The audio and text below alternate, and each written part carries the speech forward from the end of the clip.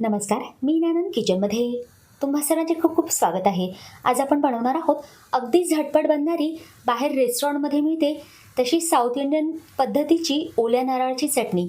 तुम्हालाही अशी चटणी घरी बनवून पाहायची असेल तर मग व्हिडिओ स्किप न करता पूर्ण बघा आणि व्हिडिओ आवडल्यास लाईक, शेअर आणि सबस्क्राईब नक्की करा.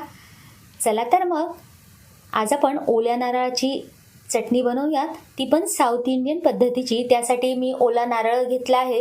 नारळाचा वरचा काळा भाग मी पूर्ण काढून घेतला आहे, त्यामुळे चटणी खूप मस्त होते. 1 वाटी ओला नारळ घेतला आहे. नारळ किसून घेतला आहे. यामध्ये 2 ते 3 चमचे भाजक्या डाळ्या घ्यायच्या आहेत, म्हणजे चटणी छान मिळून येते.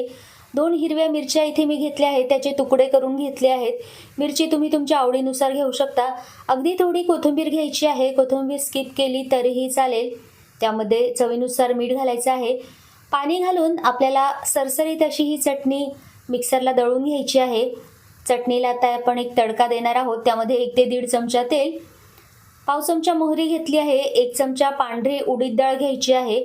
मोहरी आणि उडीद डाळ चांगली तडतडून घ्यायची आहे. उडीद डाळीची मस्त अशी चव ह्या चटणीला लागते.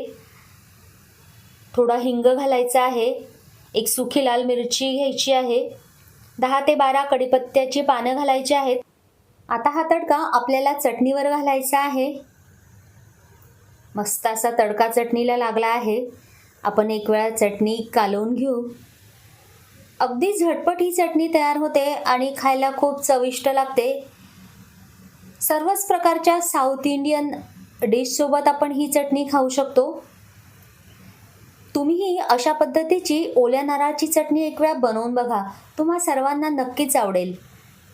तुम्हाला आजचा हा व्हिडिओ आवडला असेल आणि अशाच नवनवीन रेसिपीज तुम्हाला पाहायच्या असतील तर माझ्या व्हिडिओला लाईक करा, आपल्या मित्र आणि फॅमिलीसोबत चॅनलला शेअर करा, सबस्क्राईब करा आणि हो, व्हिडिओला हाईप करायला अजिबातच विसरू नका. धन्यवाद.